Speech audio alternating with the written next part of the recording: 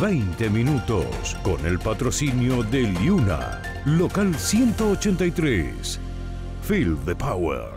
¿Qué tal, amigos? Bienvenidos a 20 minutos, las noticias de Canadá y el mundo en tu idioma en 20 minutos. Yo soy Diana Lora y te traigo las informaciones de este martes 25 de noviembre, Día Internacional para la Eliminación de la Violencia contra la Mujer.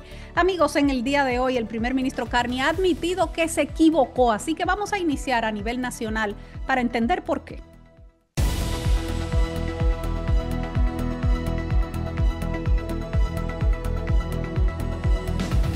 Carney admite que se equivocó al responder ¿a quién le importa? El primer ministro Mark Carney admitió este martes que se equivocó cuando le respondió a una periodista este fin de semana que le preguntó cuándo fue la última vez que habló con el presidente Trump y él le dijo ¿a quién le importa? Confrontado por el líder de la oposición, Pierre Poilievre, en la sesión de preguntas de hoy en la Cámara de los Comunes, Carney admitió que su respuesta no fue la más adecuada. Veamos parte del intercambio. Antes de las elecciones, él prometió codos arriba y después dice ¿a quién le importa? Antes de las elecciones decía que los aranceles eran una crisis existencial y ahora dice que eso no es un asunto urgente. En la noche de las elecciones, cuando tuve el gran honor de ser elegido por los votantes de mi distrito como diputado para representarlos en esta Cámara, a diferencia de otros que también están aquí hoy, ese día le hice una promesa a los canadienses, que cuando yo cometiera un error lo iba a admitir, y esa fue una pobre elección de palabras de mi parte sobre un asunto muy serio. Es que en esas declaraciones del fin de semana el primer ministro Carney dijo que no tenía ningún asunto urgente que tratar con el presidente Donald Trump y que cuando llegara el momento en el que ellos quisieran conversar, pues entonces se tendrían esas conversaciones. Sin embargo, ha trascendido que el primer ministro está considerando viajar a Washington la próxima semana para un evento de la Copa Mundial de la FIFA, donde podría volver a reunirse con Trump, aunque todavía no hay una confirmación sobre esa reunión. Y si quieren volver a escuchar esas declaraciones polémicas de Carney, están en la edición de ayer de 20 minutos. Pero vamos a seguir con el primer ministro porque este jueves él podría anunciar el oleoducto junto a la Premier Smith. El primer ministro Mark Carney y la Premier de Alberta, Danielle Smith, se preparan para firmar este jueves un memorando de entendimiento para la construcción de un nuevo oleoducto hacia la costa de Columbia Británica. Según la CBC, las líneas generales de ese memorándum le otorgarían a Alberta exenciones especiales de las leyes ambientales federales y brindaría además apoyo político para ese nuevo oleoducto. El acuerdo se anunciará formalmente en una conferencia de prensa conjunta de Carney y Smith en Calgary el jueves. Este acuerdo dependería de que Alberta adopte un régimen de precios del carbono industrial más estricto y de una inversión multimillonaria en captura de carbono por parte de la alianza Pathways de empresas de arenas petrolíferas, según las fuentes consultadas por CBC. ¿Qué es lo que han dicho estas fuentes? Que se espera que el acuerdo incluya excepciones para Alberta en las regulaciones federales sobre gases de efecto invernadero, a las que se ha opuesto durante muchísimo tiempo, incluyendo las regulaciones de electricidad limpia de cero emisiones netas de Ottawa. El acuerdo implicaría que Ottawa suspenda dichas regulaciones si Alberta acepta reforzar su precio industrial del carbono. Vilma Filici, Filici Immigration Services. Llámala al 416-482-1575. Pero esto no pasará tan fácilmente porque el premier David Eby se está quejando sobre la exclusión de Columbia Británica en las conversaciones sobre el oleoducto. El premier de Columbia Británica, David Eby, habló extensamente sobre un posible oleoducto desde Alberta hasta la costa norte de Columbia Británica en una conversación telefónica que sostuvo con el primer ministro Carney. Eby afirmó que le dijo a Carney que era inaceptable que se esté discutiendo un oleoducto que salga a la costa por Columbia Británica sin la participación de su provincia. Escuchen lo que dijo Eby, que le expresó al primer ministro en esa conversación. Usé la oportunidad de nuestra conversación para destacar la posición de Columbia Británica. Primero que todo, se requiere el consentimiento y el apoyo de las primeras naciones costeras. Segundo, le dije que no creo que Alberta debe tener acceso a un proyecto de 50.000 millones financiado por los contribuyentes, a menos que las demás provincias y territorios tengan acceso a cantidades similares de fondos también. Mi mensaje al primer ministro es que debería existir un límite al dinero de los contribuyentes invertido en este proyecto o una prohibición de invertir dinero de los contribuyentes en este proyecto. Y que como mínimo las primeras naciones costeras y Columbia Británica necesitan estar en la mesa en estas conversaciones sobre nuestra provincia. Así que espero ver qué es lo que el primer ministro y la premier presentarán en los próximos días. Le subrayé al primer ministro lo inaceptable que es para mí que Saskatchewan y Alberta estén hablando de asuntos en Columbia Británica sin que Columbia Británica esté en la mesa. Esto es algo que no le harían a Quebec ni a otras provincias de la Federación. No sé por qué se pensó que estaría bien hacérselo a Columbia Británica. Ivy nos reveló cuáles medidas podría tomar su gobierno para detener ese oleoducto que, según él, podría amenazar miles de empleos y miles de millones de dólares en proyectos reales que dependen de un frágil consenso con las primeras naciones. Y vámonos ahora hacia Ontario, porque se ha presentado una ley mediante la cual se podría suspender la licencia de conducir de por vida e imponer multas de $20,000. Escuchen esto. El gobierno del premier Doug Ford está introduciendo una nueva legislación contra los conductores temerarios que endurece las consecuencias para aquellos que provoquen la muerte de otra persona por conducción peligrosa. En el día de hoy, el ministro de Transporte, Pratmit Sarkaria, dijo que la provincia está tomando en consideración la petición de la ley Andrew, que fue presentada por la familia de Andrew Cristillo, un joven padre de 3 niños que murió en un accidente de tránsito provocado por un conductor temerario. Ese mismo conductor había ocasionado otro accidente meses antes. Él había chocado nada más y nada menos que con la caravana en la que viajaba el premier Doug Ford.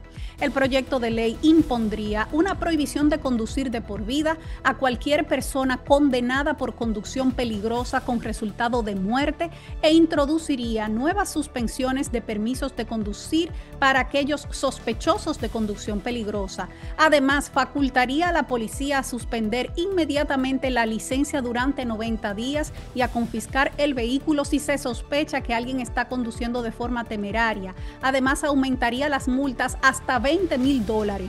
Esas multas se aplicarían de manera escalonada, de esta manera. La primera infracción conllevará una suspensión de 14 días y una multa de entre $2,000 y $10,000, mientras que una segunda infracción conllevará una suspensión de 30 días y una multa de hasta $15,000. Las infracciones posteriores podrían conllevar multas de hasta $20,000 y un periodo de decomiso de 45 días. El fiscal general Michael Kersner añadió que la trágica muerte de Andrew Cristillo es un doloroso recordatorio de la devastación que pueden causar la conducción imprudente y los efectos del alcohol. El hermano de Andrew Cristillo, Jordan Cristillo, emitió también una declaración hoy donde dijo: mi hermano murió porque se permitió que un conductor peligroso siguiera conduciendo. Andrew merecía algo mejor y las familias merecen una protección real. La ley Andrew lo garantizará.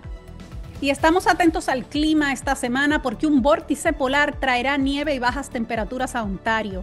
Ontario se prepara para una racha de clima invernal esta semana. Los meteorólogos advierten de importantes nevadas en el norte y borrascas que azotarán las regiones del sur al final de esta semana. Si bien el núcleo del sistema va a permanecer al norte, donde podrían caer hasta 30 centímetros de nieve en las comunidades cercanas al lago Superior, el sur de Ontario no va a escapar a su alcance. Para el jueves, una corriente de aire ártico se moverá a través de la cuenca de los Grandes Lagos, provocando una disminución de las temperaturas y generando fuertes vientos de entre 60 a 80 kilómetros por hora. Se espera que estas ráfagas empujen las borrascas de nieve de efecto lago hacia las zonas a sotavento del lago Hurón y la bahía de Georgia. Los meteorólogos advierten que incluso el área metropolitana de Toronto podría sufrir fuertes nevadas. El pronóstico para Toronto apunta a lluvias a mitad de esta semana, seguidas de un fuerte descenso de las temperaturas. Esto se debe a que el vórtice polar está comenzando a descender hacia el sur. ¿Cuándo pasará todo esto? Bueno, el miércoles Tendremos lluvias intermitentes durante el día que se transformarán en una mezcla de lluvia y nieve al anochecer. La máxima va a ser de 11 grados, pero la temperatura comenzará a descender rápidamente por la tarde a medida que aumenten los fuertes vientos. Durante la noche hay un 40% de probabilidades de chubascos y lluvias torrenciales con temperaturas que descenderán a 0 grados y vientos también con rachas importantes. El jueves estará nublado con ventisco ocasional en la ciudad, también habrá viento con sensación de la temperatura de 1 grado y se esperan fuertes chubascos durante la noche con una mínima de -2 y una sensación térmica matutina de -10 grados el sábado por la mañana, así que nos espera una buena probada del invierno en los próximos días. Y seguimos en Quebec porque el gobierno someterá la expansión de la ley de la laicidad. Esta semana se espera que el gobierno de Quebec presente una ley destinada a reforzar el laicismo en la provincia. ¿Qué quiere esto decir? Que el proyecto de ley va a imponer una prohibición de los símbolos religiosos a los trabajadores de los centros de educación infantil y las guarderías subvencionadas por la provincia. También se espera que prohíba las oraciones en los espacios públicos con algunas excepciones y en todas las instituciones públicas. La ley también prohibiría la exhibición prominente de símbolos religiosos en las comunicaciones públicas institucionales y en los anuncios publicitarios. Las instituciones públicas tendrían prohibido ofrecer comidas basadas únicamente en una tradición religiosa. El gobierno va a presentar el proyecto de ley el jueves, tal y como ha insinuado Jean-François Roberger, el ministro responsable de laicidad de Quebec, en una publicación en las redes sociales, donde puso la fecha del día del jueves con el título Laicidad 2.0. El gobierno de Legault afirma que está siguiendo las recomendaciones del informe Pelchal-Rousseau, elaborado tras la polémica del año pasado en la escuela Bedford de Montreal, en la que varios profesores fueron suspendidos por presunto comportamiento tóxico, incluyendo intimidación a alumnos y personal. Quebec aprobó el 30 de octubre la Ley 94, cuyo objetivo específico era reforzar el laicismo en el sistema educativo de Quebec, y ahora viene la versión 2.0 de esa ley. Vamos a hacer una breve pausa. Al regreso nos vamos al plano internacional. Hay mucho que decir alrededor de las negociaciones del plan de paz para poner fin a la guerra en Ucrania. Regresamos. Llama ya al 647-256-8800 y súbete al auto que sí mereces. Zulay de Approval Angel y su equipo lo hacemos posible. Estamos de vuelta en 20 minutos. Gracias por acompañarnos. Damos un vistazo a las informaciones a nivel internacional.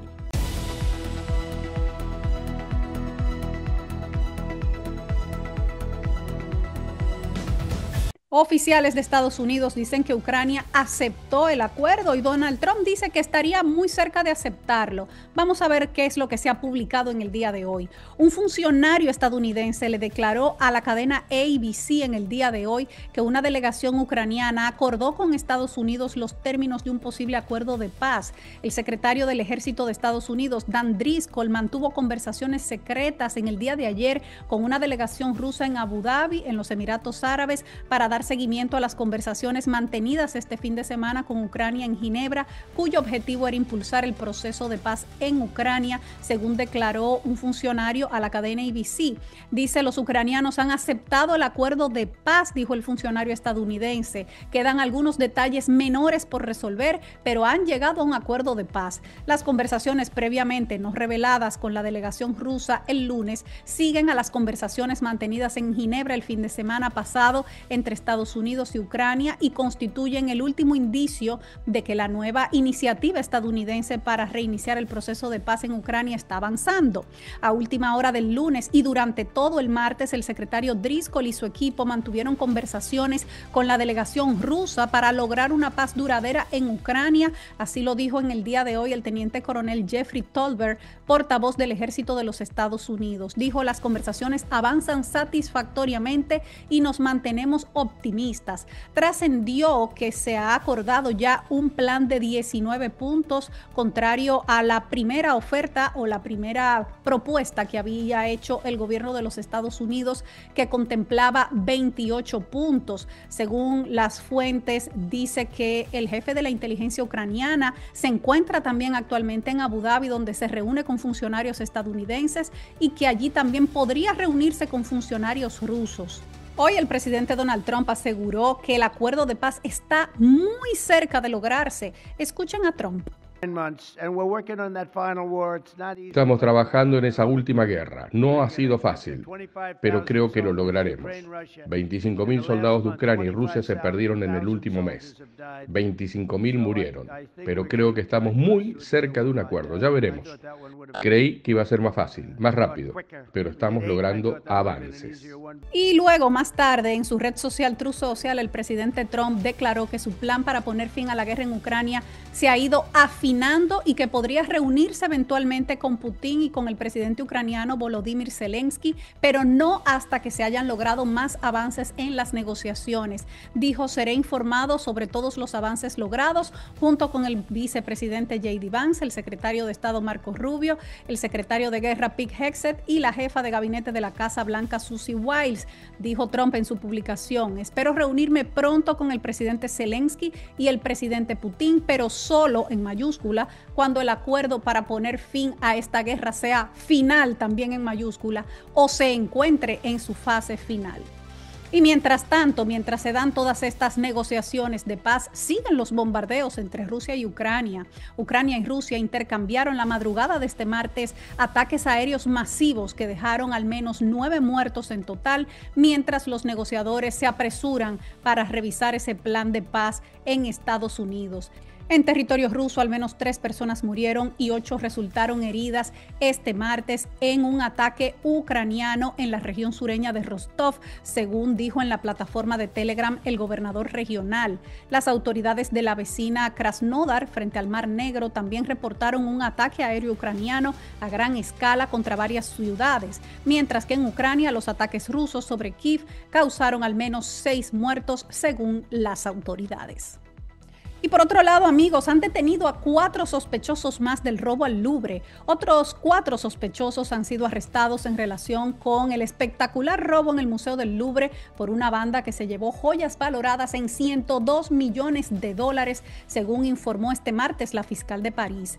La fiscal Laurent Boucaud, cuya oficina lidera la investigación, manifestó que los 2 hombres y 2 mujeres detenidos son de la región de París y tienen los 4 entre 31 y 40 años. Su declaración no especificó qué papel supuestamente desempeñaron cada uno en el robo del 19 de octubre. La policía puede retenerlos para interrogarlos durante 96 horas. Los medios franceses informan que uno de los arrestados es un hombre de 39 años, ya conocido por los servicios policiales. Es al parecer el 4º miembro del equipo y es de un suburbio al norte de París, con el que otros sospechosos también tienen conexiones. Los otros 3 sospechosos, que ya habían sido arrestados previamente, están enfrentando cargos preliminares de robo por una banda organizada y conspiración criminal. Su ADN fue hallado en la escena o en objetos relacionados con el robo. Recordamos que el botín no ha sido recuperado y que incluye un collar de diamantes y esmeraldas que Napoleón le regaló a la emperatriz María Luisa, joyas vinculadas a las reinas del siglo XIX, María Amalia y Hortensia, y la tiara de perlas y diamantes de la emperatriz Eugenia. Ya para finalizar, vamos a ver lo que nos espera mañana en el clima en las principales ciudades del país. Mañana en Toronto empezarán las lluvias, como lo dijimos previamente, temperaturas entre 11 y 0 grados. En Ottawa, lluvias, posible nevisca en la noche, temperaturas entre 8 y -1. En Montreal también habrá lluvias con temperaturas entre 5 y 1 grado. En Vancouver, lluvias con temperaturas entre 9 y 6. Y en Calgary estará soleado con temperaturas entre -2 y -12 grados. Hasta aquí las informaciones de hoy. Gracias por acompañarnos en 20 minutos. Yo soy Diana Lora y como siempre me despido de todos ustedes recordándole a esa comunidad latina que unidos somos más fuertes, juntos somos más. Hasta mañana.